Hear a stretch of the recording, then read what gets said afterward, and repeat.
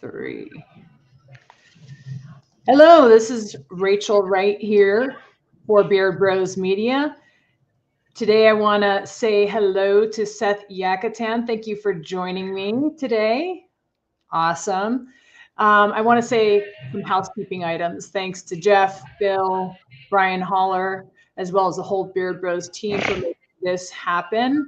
Hope we got to see you at MJ BizCon.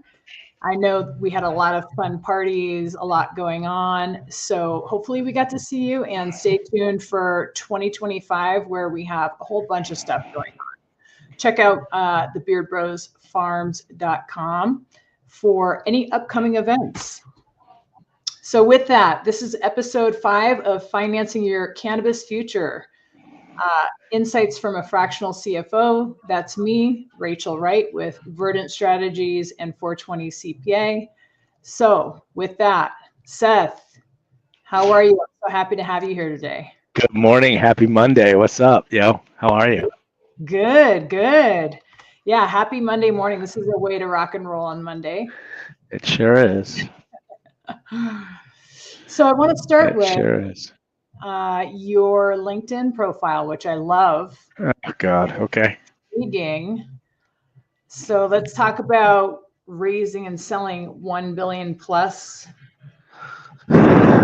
sites there. Does it stress you out?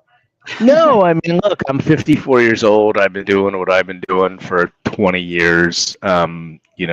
Before I got into cannabis, I was an institutional investor, for lack of a better description, for 11 years. So, I was inside of a $5 billion fund that was owned by a bank. So the numbers, the head, I've talked a lot about the fact that headlines aren't usually reality. So my headline is great.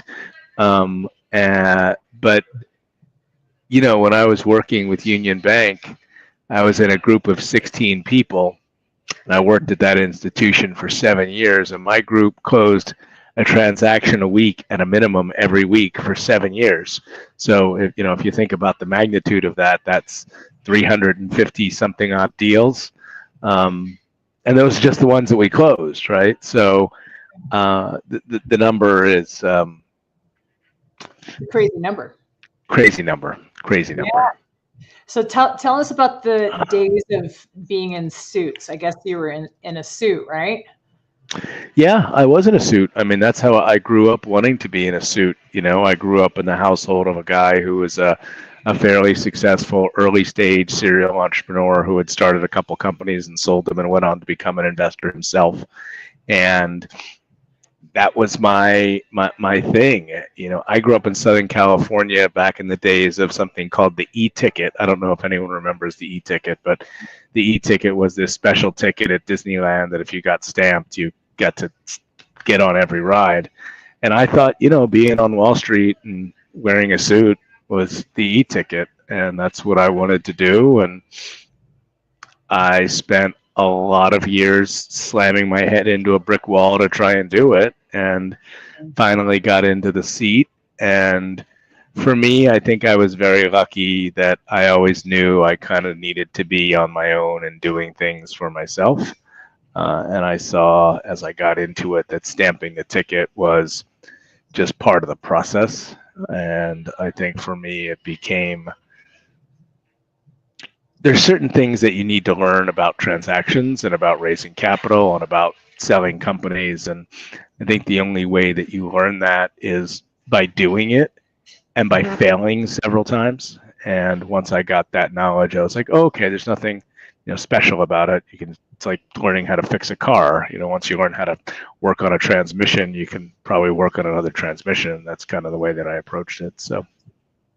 Well, and there's some people that have like acumen for that, and to be able to see companies been through it a number of times, and you see a pattern, you can identify that pattern right at the outset. So like what I say is, when I see companies, and I really try to hone into that, what I call Achilles heel, and I say, okay, let me figure out what your Achilles heel is. What is it that's going to keep you from moving forward?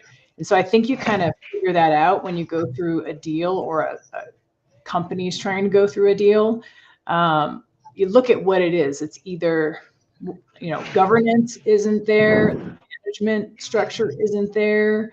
They're not ready for investment. They're not ready for sale, or maybe they are, but their asking price is too high. There's all these, different factors that can come into play. And unfortunately, we can't see our own blind spots. I know I can't. So that's why I hire advisors. I'm like, hey, you tell me my blind spots. I want to know what they are. And the reality is sometimes people don't want to know what their blind spots are. So can you tell me just, kind of what you experienced throughout that process yeah. Well, you brought up a lot of really interesting things there. So I was, excuse me, I was talking to somebody last week about, what are the pieces of data that I look at in cannabis specifically to understand where market is, and you talked about pattern recognition, right? Mm-hmm.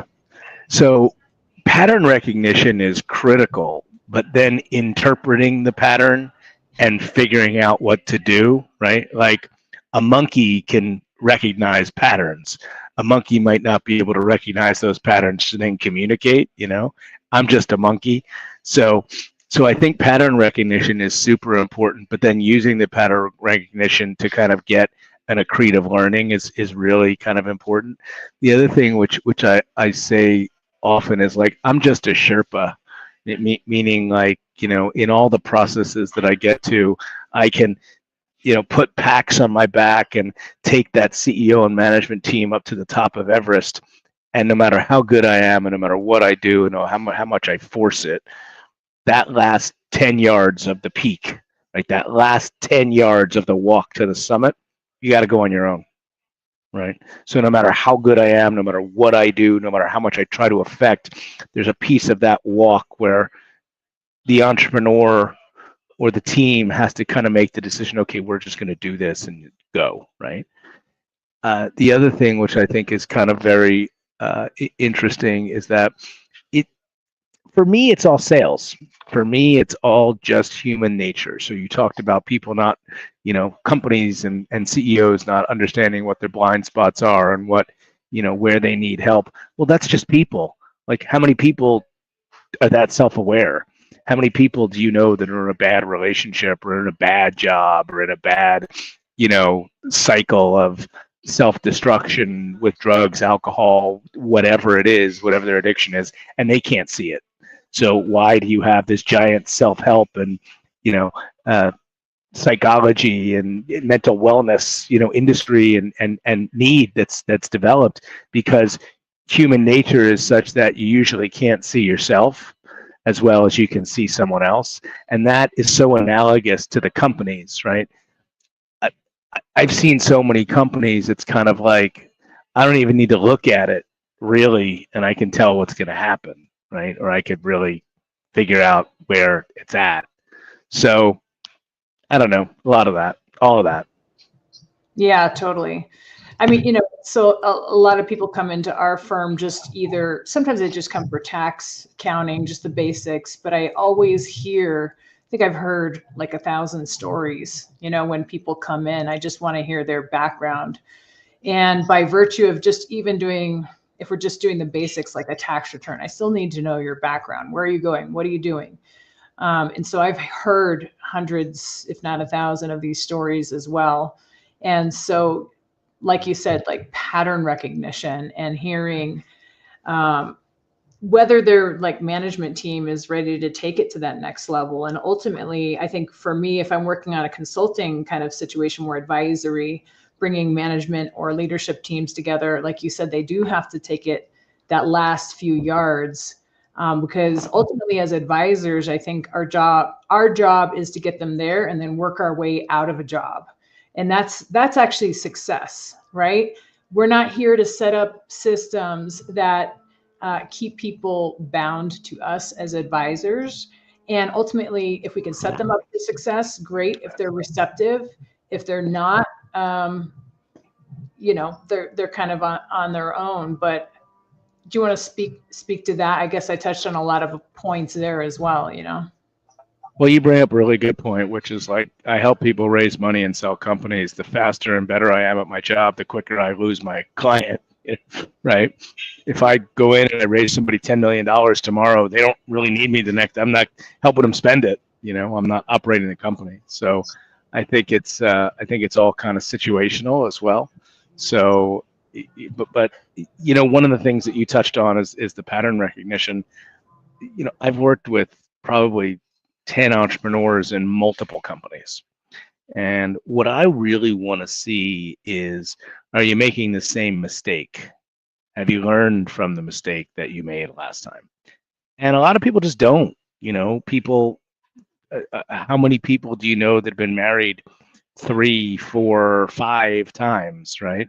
Well, you're making the same mistake, which is that you haven't identified whatever is wrong with you to be not self-aware enough to make that relationship not work again, right? So, and I find that is highly analogous to companies and CEOs. And so, if it's the third company that I'm on with a CEO and I'm like, well, this is what you did 2 companies ago, I might not work with them anymore, but I need to see that progression. And as a human being, it takes a very, very high level of self-awareness and a desire to improve to be able to consciously not make the mistake, because I'm kind of convinced that as a human being, you're kind of genetically encoded or wired in a specific way, whether you believe in, the sign of the zodiac or the Myers-Briggs test or whatever it is that you're going to kind of believe in, that you're kind of wired in a way, and it's hard to undo your wiring. But can you kind of modulate mid-course correct or kind of down-regulate your initial motivation or expression of emotion? I think social media and the internet and the anonymity associated with that upregulates it, because you can say whatever you want without any repercussion. Like, I could probably say something nasty to you in this podcast without a repercussion. I'm probably not going to say it to your face, right? So I think also that understanding has exacerbated maybe bad behavior and the promotion of doing the same thing wrong over and over and over again. Yeah, like some of the patterns I see, one of them is, once founders get their company to a certain level, right, and recognizing what they're actually good at and recognizing when they need to step aside and put professionals in place, because either they don't have the skill set to do those specific things, or they don't have necessarily the demeanor to be able to do it. I think as companies get bigger, culture is very, very, very important, right? And when you're a founder, you're scrappy, you're kind of making things happen. Like, so I'll speak for myself. I need to step out of the way of my own company right now, because I used to, call my staff up and say, what's going on with this or what's going on with that? But you know what? Now I need to step aside, put somebody kind of professional in place who's not going to call in the same way that I would as a founder. And so I think that's really important, is founders need to recognize when it's time to put a professional management team in place. So that's one of the issues that I see. They don't sometimes know when to let go once they've reached a certain point. That's such a great point. I see it a lot, and part of the reason that I think that exists is that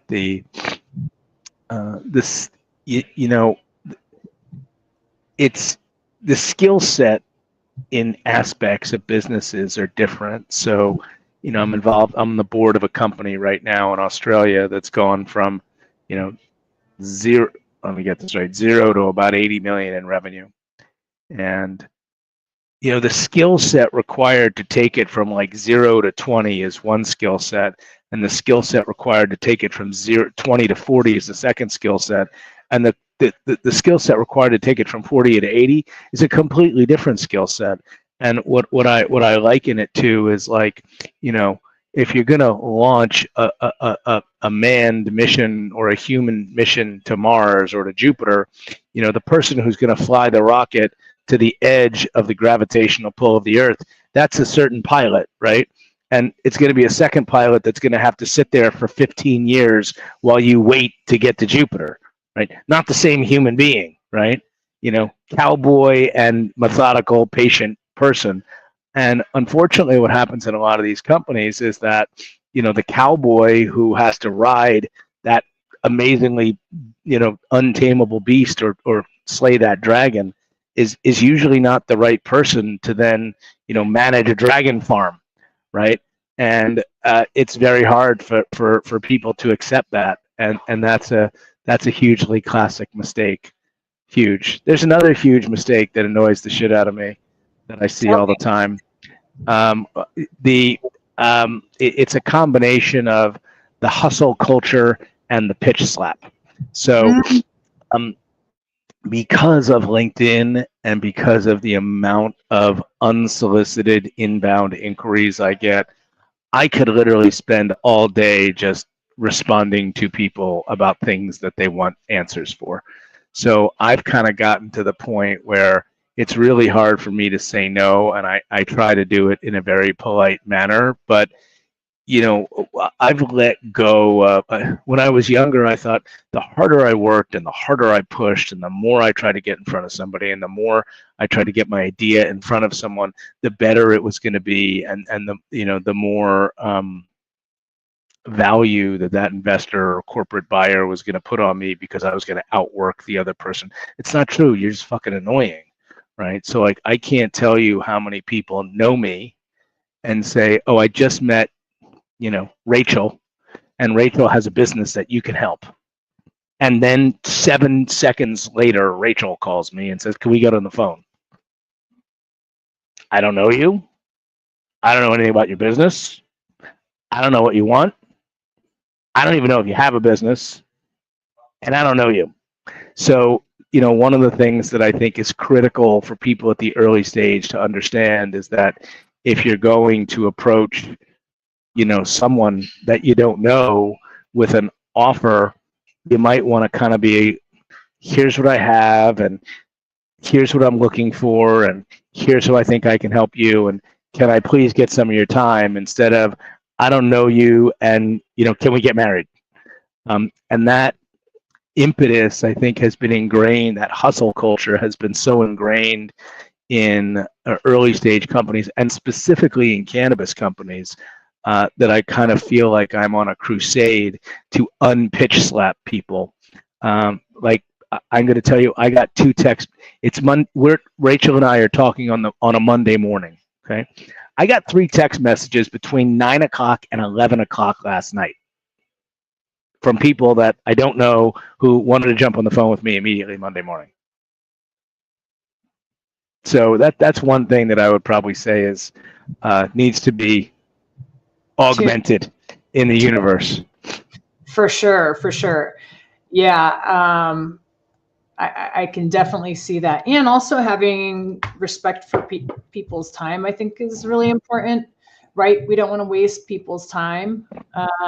So I can't imagine being in your position where you're getting all these different requests, you know, at midnight. So you have to know how to discern, right? And sure. Yeah.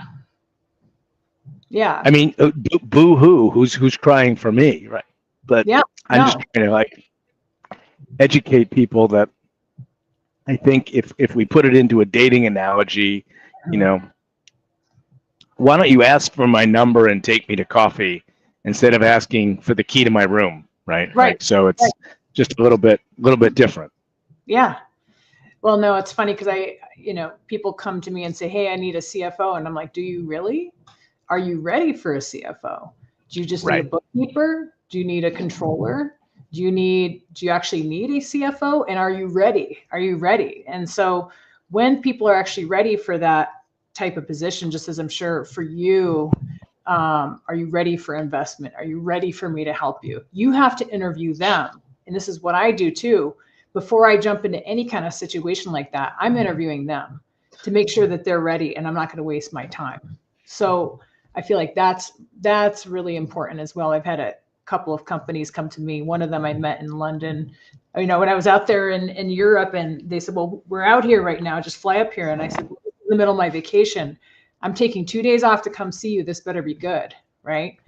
And so I flew up there and I, you know, even if it isn't a good opportunity, I learned a lot. I learned to make it shorter next time because it never materialized. Ultimately, because I decided not to take the situation. I realized that they weren't ready, right? But I think when you're in the position that you're in, looking at who you're getting into bed with, so to speak, is key, because it's either going to be a waste of your time. It could be, it could come back on you. Like if you're signing up as a fiduciary CFO, you could actually get into a lot of trouble doing that if you're not with the right team, right? And I'm sure, I don't know if that happens in your position too. Like there could be any repercussions for getting involved with the wrong people. But I mean, even worst case scenario, you're losing your time. So you have to vet the people that you get into bed with really well. So what does that look like for you? I have a process and I have a team that works for me. So I do the same thing, you know. For me, to be candid with you, it's you know, I work in cannabis and biotech and wellness, and at this point, you know, it's really hard for me to get involved in something that's just a pure startup. So it just is specifically in cannabis. There are so many mature businesses that are, I say functioning, which I kind of define as at least generating revenue and marginally profitable, if not profitable, that, you know, someone who calls me with a single dispensary in Minnesota and they've never run a dispensary before, I don't want to crush their dream, but it's just too hard. So, you know, one thing that I will try and do to vet is, you know, create, for lack of a better description, a stage constraint. You know, if it's earlier than a certain stage, it's just, you know, it's kind of probably too hard. There's certain areas that I just won't get involved with, for me, just because I don't either have the expertise or believe. So in cannabis, you know, there's a giant, you know, software vertical with all different kinds of point of sale solutions and information system solutions. And I don't know anything about software, and I never have. So my capability to discern the winners there is low. So what I've tried to do is, you know, form relationships with a few of the companies that either people I know have invested in or provide, you know, either POS or market data, and the rest of them I just kind of have to say I can't do anything with because I don't know why, you know, XYZ is better than, you know, ABC. Right. The other thing that I've kind of gotten religion on is that, you know, cannabis lounges is an area that I'm just completely out of and will not get involved with. And not because I don't like the people in them or I'm not optimistic for like I want someone to make it work, but those businesses just have not illustrated to me that they can make money. And when you take the complexity of cannabis and the complexity of a restaurant and the complexity of a dispensary, that's, you know, I just gave you a negative 90% business. So, you know, all these folks that hit me up with lounges love the energy, but for me, it's just, so I've been able to kind of come up with things that are just places I'm not going to go. So that, but it's a process, you know, and there's also kind of a personality quotient for me. I have to really like someone and really believe I can help them to take them on as a client at this point. Like, I'm not trying to be a jerk, but I kind of like don't need to take on more work. So nice to be in.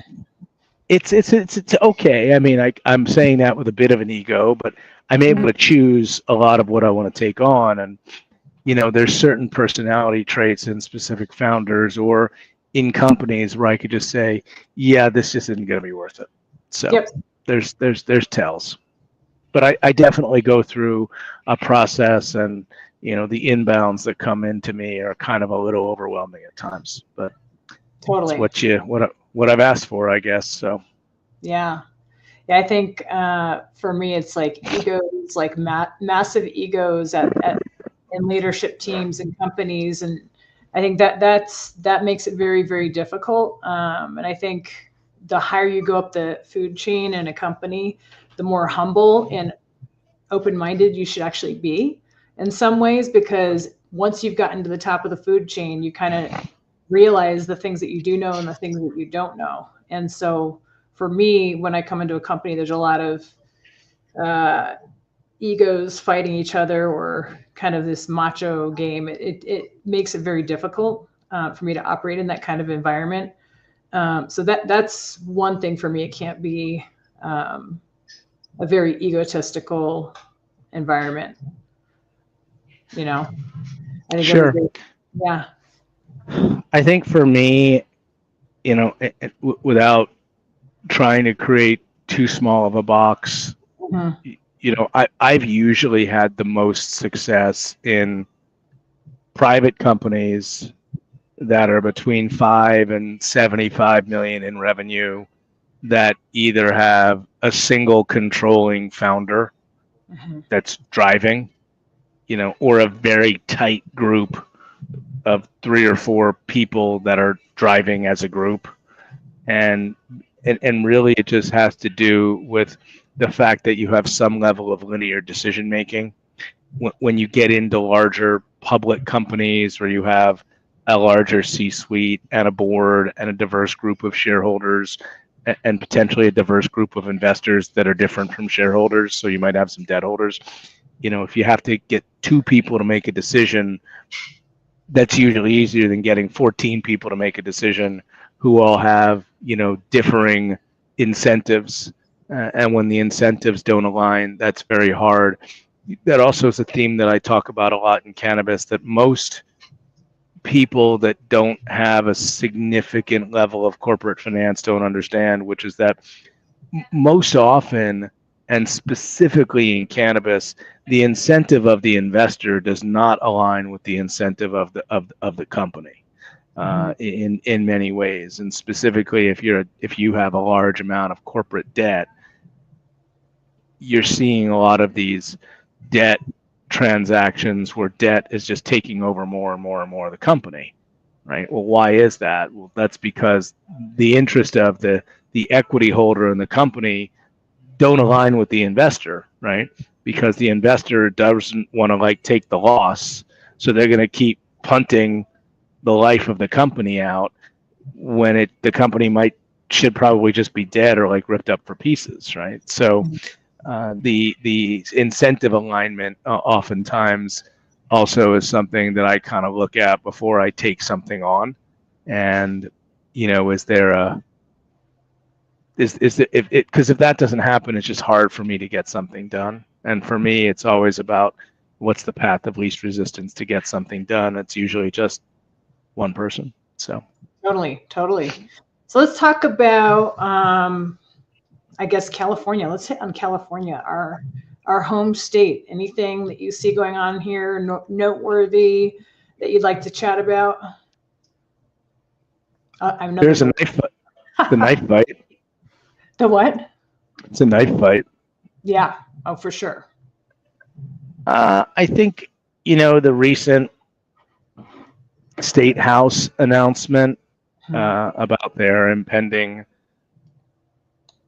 either transaction or not. I think Ease just went through a situation where if you didn't really know how to read the tea leaves, it looked like they were going out of business, and voila, they weren't. They just reemerged as new company with new money the day after they went out of business. You're going to see the same thing with State House. You have 2 or 3 things on the horizon that I'm worried about, and I'm rooting for Lori at Gold Flora, but I'm worried about the metrics of that company, because if you just look at the debt that she took on and the balance sheet that she has, I'm not that smart, but when current assets are $70 million less than current liabilities, you need a bolus of capital. Yeah. I think there's an impending CDTFA issue with a lot of people, and a lot of people talking about that. You have coming up in the beginning of December the first, in-person proceedings in the Gron Cookies lawsuit, which I'm very closely watching. And the reason I'm closely watching it is that I'm concerned, and I'm concerned that we don't need another 25 or 30 store chain in California being put at risk, because it just hurts the ecosystem. And I'm not sure where that's going to end up, but if the investors prevail, I think it's going to impact the ecosystem. I was a decent size equity owner in Ease, okay, and I got a goose egg from that deal. I got nothing, and I'm still happy with the outcome at Ease for several reasons. One, because it gave me my real entrance into the cannabis industry and the recreational cannabis industry, and secondarily, as a person who's espousing the long view of California, the closure of Ease just hurts everybody. And the thing I think that kind of drives me a little bit crazy in California is still the level of parochialism which exists. There's certain people who just seem to still want to fight each other, and I can't understand how we all just can't get along, but that's okay. The other thing I think is that keep an eye on Embark. I think they're really a bright spot for everybody, and they seem to be cranking, and I don't see that stopping anytime soon. So, but California is a tough place to operate. I still firmly believe that it is the largest market for cannabis in the United States. It will be the largest market for cannabis in the United States for the foreseeable future. And if you can make it work in California, you can probably do a lot of things in many other states. So, I'm here. I'm not going anywhere. I'm getting my knuckles bloody, and I'm ready to go another 12 rounds. So bring on Jake Paul and Tyson. I'll fight them both at the same time. Let's go. That's right. That's right. Yeah, I mean, most of our clients are in California too. We've been around I've been in the industry for 10 years. So kind of seen the whole cycle, and I'm seeing a lot of companies that are still around, and I think they have a chance to emerge in a great way. Again, if they if they would band together and get out of their own ways in some aspect, encouraging them. Hey, you know what? The rest of the world looks to California. I do travel a lot. I go to Europe more often than I go to any other continent, and I see that they all look to California. California is like the gold standard. And so the vanguard. If we capitalize on that in California, and also in the rest of this country as well, right? Agreed. So you go to Massachusetts, you go to Florida, you go wherever, and they're looking to us in California. And so we do need to get out of our own way. And I'd love to see some more alliances happening. And I know there's been some efforts to try to ally companies, groups, the top retailers or top, operators, brands. And I'd say that would be a great move, is if that continues to happen. I know sometimes it falls apart, sometimes it works out. But among even a few of my clients, I'm like, hey, you guys are all friends. Come on, let's come together, right? And you'd be. I'm gonna maintain cautious optimism. Right, exactly. But I mean, I think everybody's fighting, like you said, battles on all fronts. The excise tax, the CDTFA, the IRS. IRS isn't actually as bad of a problem as the CDTFA is in this state. CDTFA is way worse. I just did an on-site IRS audit, and I said, you guys are nothing. I'm not worried about you. It's a CDTFA that rolls up with like AKs, and I don't know guns very well, but I imagine, there's some crazy guns that they come and point at people. So that's really, CDTFA really, hopefully they get their heads out of their asses, and the state of California does too. But in the meantime, that is definitely one of the biggest obstacles, right? And the tax on tax. Another situation where like the incentives just don't align. I've been, I wouldn't say vocal. I really don't like politicians or politics, and I think you get into politics because you just can't do anything else. Mm-hmm. Like, you just can't do anything else. You can't be a teacher. You can't be a ditch digger. You can't be a salesperson. So you're just going to like lie and become a politician. Mm-hmm. Awesome. And I think, the problem with cannabis, the biggest problem for me with cannabis is that there's just no playbook anywhere you go, right? So if we look at either California or maybe Colorado or Oregon, Washington, you've got, 10, 12 years, 14 years of adult use in the collective sample. And you can't say that any of those states are, wild successes for any of the companies that operate there yet, because you haven't had a major liquidity event.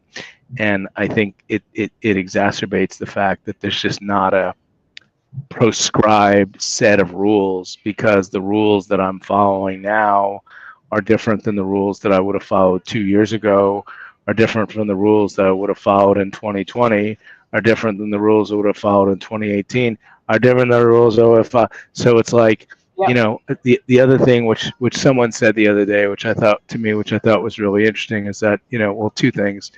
I'm not convinced the MSO model is the right model. It's not. And if you look at a lot of those companies, like a Curaleaf and like an AYR specifically, those aren't companies. Those are collections of assets that were put together in order to create a bigger liquidity event, right? It's not like I don't know, I want to come up with it. It's not like who's the woman who founded Spanx? Sarah, what is her name? I can't remember her last name, but I know you're talking about. She had an idea, right? She had an idea, and I'm going to do this thing, and it became a thing, right? If you look at AYR, it's like, yeah, I'm going to buy these weird bunch of things and slam them together because I have this big pile of capital, and we'll just figure it out and we'll get it public. Well, now you're 4 years down the road, and you got a big steaming pile of caca there that you don't know what to do with. And you don't have a culture, and you don't have a mission, and you don't have a vision, and you don't have leadership. You have way too much debt, and you have these. So, there's not really. If the playbook is we're going to put a bunch of shit together and hope we get an exit, that's not a playbook, right? That's hope and hope. And the first thing I say to people, hope ain't a strategy, right? Everything about what I do, and I might sound like some nut job, but everything I do is like I don't go to the bathroom without a strategy. Right. Everything I do has a strategic thought process out of it. And even if I sound like I'm not paying attention or I'm yelling at you, it's because I have an ulterior motive in mind that I want to elicit a response in some way, shape, or form. So I think, the other thing that I find in cannabis a lot is that because there's no playbook, a lot of people just don't have a strategy. And the strategy sometimes isn't like a long, protracted military campaign. It's more just like hand-to-hand combat. No, I dropped a knife and I'm going to grab a gun, and I dropped a gun and I'm going to grab a grenade, and I dropped a grenade and I'm going to grab a brick, right? And that makes it so much harder than any other industry I've worked in, which is also, I think, the opportunity, so. Yeah, I mean, I'm working with a company right now who's actually profitable and doing very well, kind of ancillary. And, we're going back to basics, which is like, what's your exit plan? What is it? I mean, are you going to sell? Are you going to stay? What are you going to do? And then we're going back to like fundamentals, which is, okay, governance, management team, leadership team, culture. And they look at me like, oh my God, all this crazy business talk, but no, it's real stuff. What you just touched on. I mean, that's the real deal. If you don't have, beginning with your exit plan, do you want to sell in 2 years? Is this a churn and burn? Are you, are you going to stay? Are you acting as if you're going to stay? Then you're going to operate your company in a very, very different way, right? And no, what is your culture? Is your culture transparent? Do you communicate? Do you, I don't know, whatever other words you want to put in, but these words should also be actions, right? My team talks a lot about mission, vision, values. Mission, vision, values. So the problem that you have a lot of times in cannabis is if my cousin Steve was blowing butane in Riverside 7 years ago, and had a huge, great product, and he was making $8 million a year in the black market, and he turned that into a couple $1 million a year revenue business. There's no mission, vision, value. That's just, I'm making money. So the other thing that I find that a lot of the kind of 0 to kind of 10 or $15 million revenue companies that are companies because they just are making money, and there are a lot of those, and I'm intrigued by them. They usually don't have a mission, vision, or value system. Right. So, if you go into the production floor and you ask, the woman who runs, production, what's the mission of the company? And she goes, I don't know. And what's the vision of the company? And she goes, I don't know. She goes, what's the core values? And she goes, I don't know. You don't have a company, right? True. You have a collection of people working for the economic benefit of a sole group of folks. You have like a collective. So I think the other part of it that's difficult in cannabis is because you have so many obstacles that the creation of a mission, vision, value set of systems and ideology is hard. The other thing you touched on, which I believe requires education because it's a fallacy, is that 75 to 80% of the people that I talk to that run a business want to exit. They want to exit. Not every business exits. There's so many businesses that are not ever going to exit and are extremely successful just generating cash flow.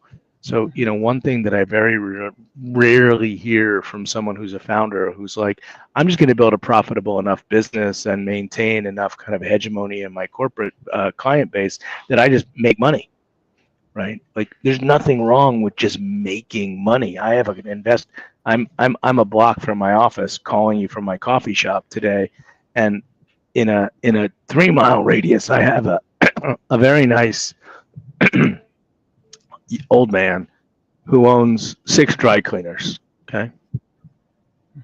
He's not worried about anything. Drives around a Rolls Royce, sits at the coffee shop, makes a couple phone calls, makes some investments.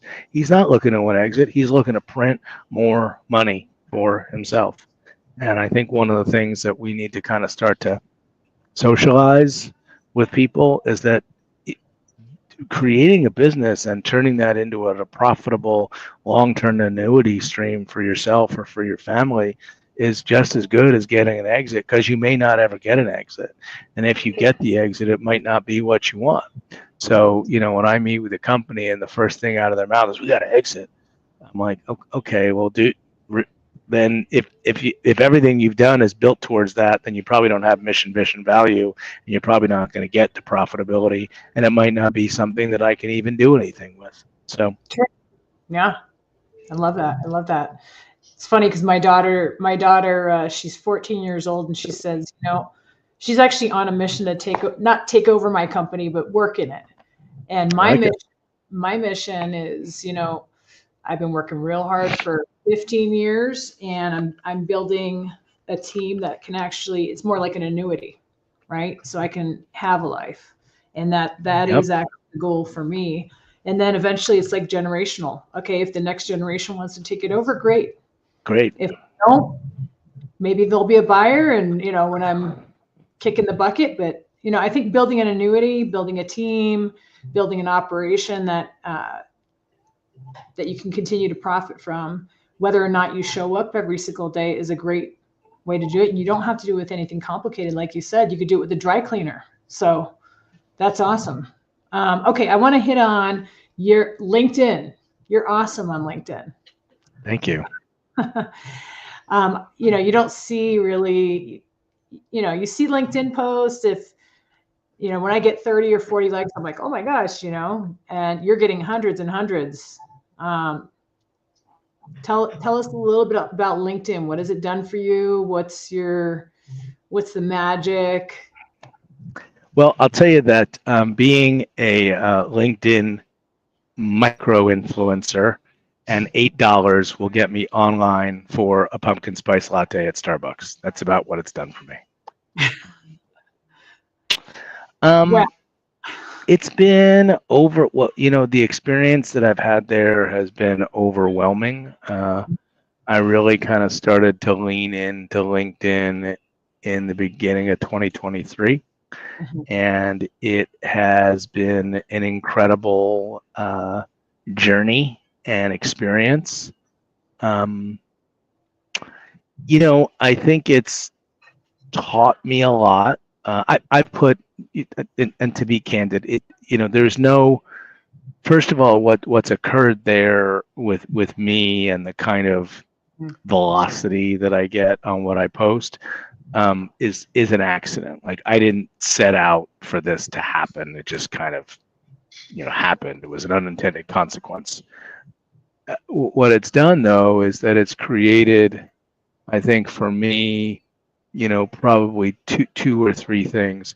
The level of access that I have in the industry because of the channel that I've created is overwhelming. So there is not a single person that I cannot get to because of that access and the positioning that I have there. At the last Benzinga, I put up a couple of pieces of data with Hoodie, and I talked about like the top 25 MSOs in the United States.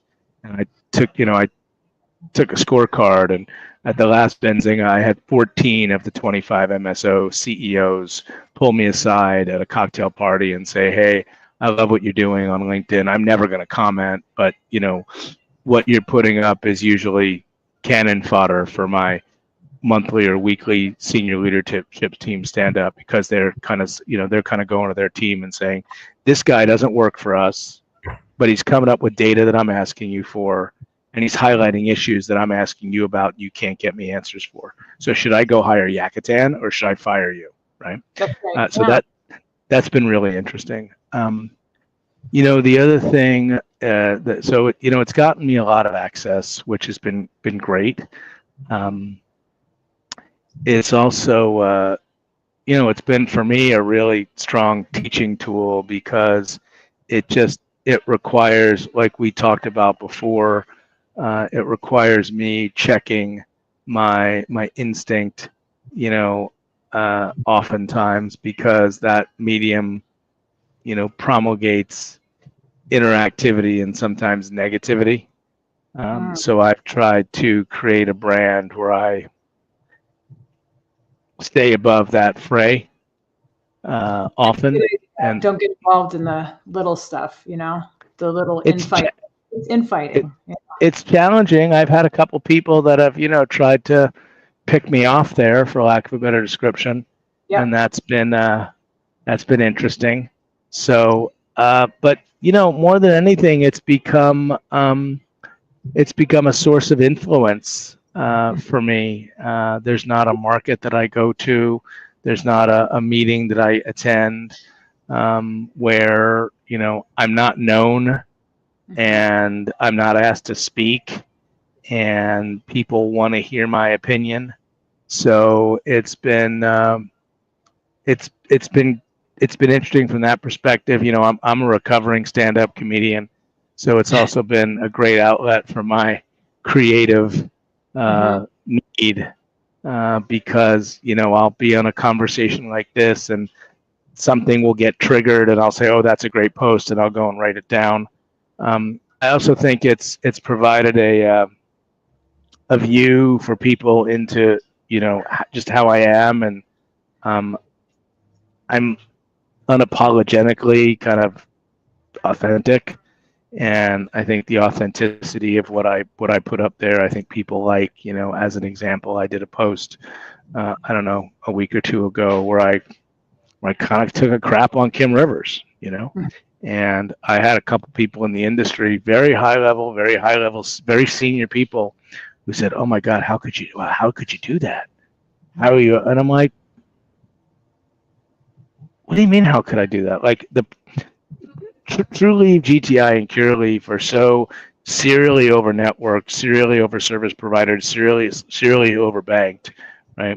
Serially over institutional. Like, the probability of me picking up any of those people as clients or selling them anything, like, borders on zero. So I have no entree into there anyway, right? So I figure I have nothing to lose, and if my brand is being authentic, and I'm gonna call out what I think is someone who did something stupid, and probably should have gotten fired for it because anyone else probably would have gotten fired for it. I'm going to speak my truth, right? Mm-hmm. And if Kim Rivers has put out an edict that Seth Yakatan is a persona non grata in the context of anything other Trulieve does, then you know what? She's dumber than I think she is, right? Because even the people who detract me on LinkedIn and the people who detract me publicly or privately, I'm still going to pick up the phone and call them and text them because I don't know whether or not they're going to do a deal with me. Right. Like so one of the other things that I've kind of learned is I love every one of my haters. I love all of them, and I kill them with love. Yep. The other thing I've also found, which is the power of a non-response. So, there's a couple of people who will say things about me or comment in a derogatory way, and I'll just kind of not comment because you know what? Going back to that whole notion of my time is valuable. My strategy is you're so like that game is so beneath what I'm going to do. I'm just not even going to merit the response. So you can keep trying and keep trying and keep trying and keep trying. What's going to eventually happen is you're going to give up because you're not going to get the response out of me. And then eventually I'm going to say something you like and you're going to say, oh, well, then you like that. So I've turned you, right? So it's a great strategy. So it's been an amazing exercise in the psychology of human beings. Totally. Well. I love that. So, okay. But before we get off that, I do want to underscore one thing. There's no such thing as an overnight success on that platform. And what happened to me there was kind of a unintended consequence, but it's been months and years of work, and it's work every day. Yeah. I post almost every day. Right. And I show up there almost every day. So yeah. I've noticed just on that front, hiring people to do that for you. There's certain things like, I'll just be blunt. I've hired people to do some posting for me and things like that. But it's like, nobody's been able to capture who I am other than me. Right. So I said, you know what? Maybe I'll have people post, some of the stuff that I've already written, kind of facts, maybe facts about the company, but there's nobody that's going to embrace me like me.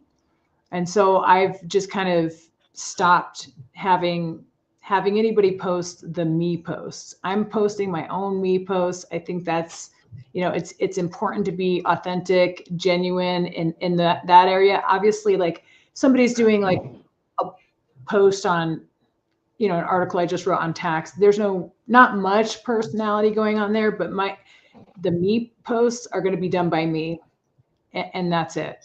And so I've kind of embraced that, and now I realize that I have more to say than I thought I did before, right? I think that's key, because that's when me is going to come out, instead of hiring somebody to be me, to pretend to be me, to post.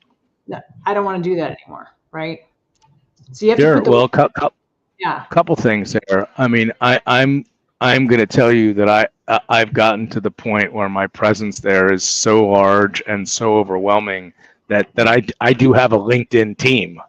But all of the creative is me. I mean, I'm writing everything, so they might be scrubbing it, but it's all my voice or my words.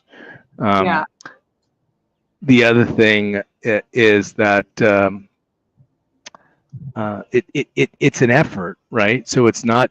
It goes back to one of the things I said to you before, which is, for me, everything's a strategy, right? So when people ask me for help on LinkedIn, like the first thing I usually ask them is, well, what's your strategy? Right. So I threw up a post today, which is really kind of me dissing myself, right? Because why did I try to scale LinkedIn? I tried to scale LinkedIn because I thought I was going to make money off of LinkedIn, right? I thought I was going to turn it into like a $10,000 or $15,000 a month MRR, teaching thing. Yeah, I failed horribly at that, right? But that's honestly why I was like, this is an asset in my balance sheet that I'm not, monetizing. And I spent months trying to figure out how to make money off of that thing, and I was like, yeah, this ain't gonna work. So, usually the first thing that I ask someone is, well, what's your strategy?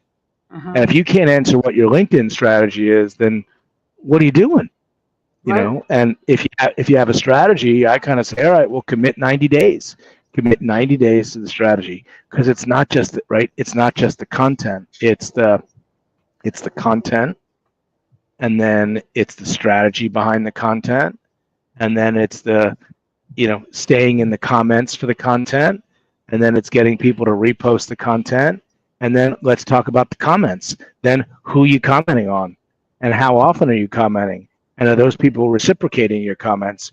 And building that double ecosystem is part of the work. So like, if you look at my posts, why do I have 100 plus comments on all my posts? Shit, because I spent 6 friggin' months. Well, no, because I spent 6 months commenting on hundreds of other people's posts. Right. And I still comment on other people's posts. So it's about like the work. There's no shortcut to the work. And once, the other thing is, like, once you hit a critical mass there, you can see what's going to happen. But I will tell you that the velocity that I created on LinkedIn was because I figured out how to become part of the broader creator community on LinkedIn, and giving with zero expectation of anything in return hundreds of times has now increased what I've done 1,000-fold. So that's the trick. Yeah, I love that. I mean, you got to put in the work, period. And especially like you got to put in the work. Yeah, totally. I've been doing years of, at least a year and a half of interviews, all these video interviews. And it's like, I'm not really doing anything to talk about myself in these interviews that I do at these different events, but it does create that echo chamber. It eventually creates an echo chamber. Like, I'm recognized from the video interviews. I may not be talking about myself too much, but it's just that kind of echo chamber. And then it comes out on LinkedIn. You're promoting other people first. And that definitely works. But you got to put the work in. Well, it's the buzz, right? It's the buzz. Because if you keep showing up, people are like, who is Rachel Wright? Like, that's what happened to me. I was like, who is Rachel? Like, because, human nature is like, why is Rachel Wright interviewing these people and I'm not interviewing these people? Like, who is she?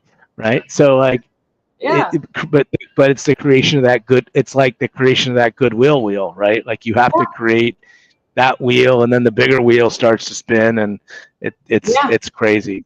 But for me, that, and it's also content writing, getting published, writing a ton, blog write. It's like a trifecta. So marketing yourself it's not just a one size fits all. Like, I'm hitting it kind of at every angle. We're getting published, absolutely, on conferences. We're doing sure, because then it creates this whole omni-channel effect. And then, like we were talking about before, for me, I mean, I think between September and MJ Biz, I think I will have attended 8 conferences, and I've spoken at every single one of them.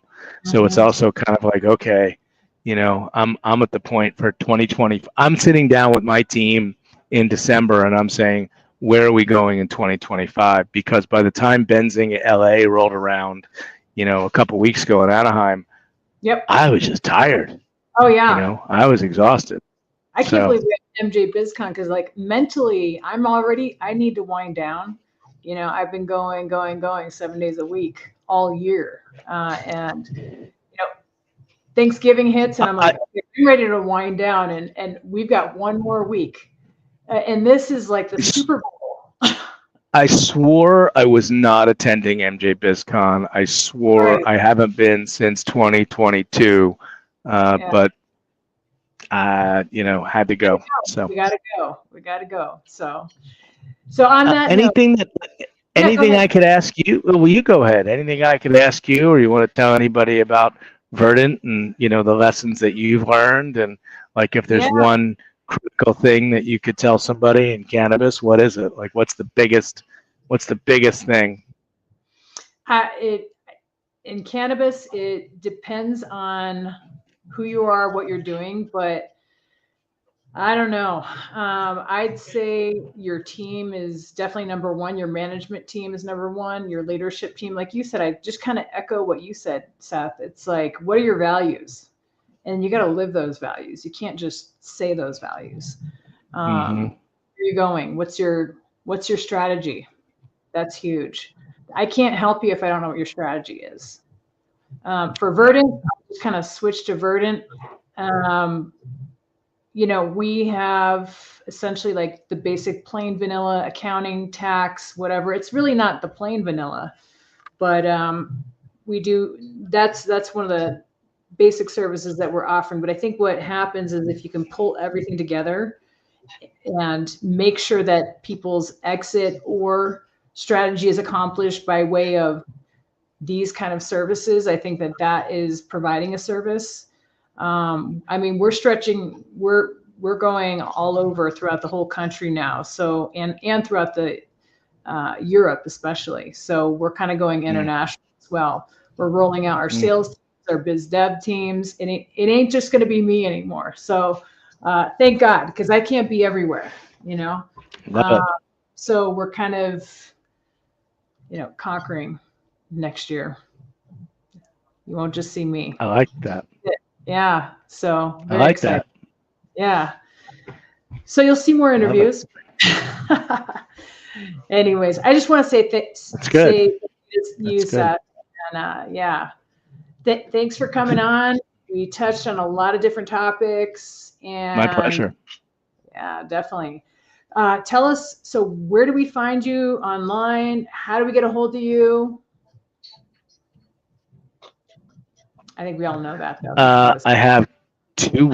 I have two websites. I have a corporate website, which is KatanAssociates.com, and I have a personal branded website, which is just SethYak.com.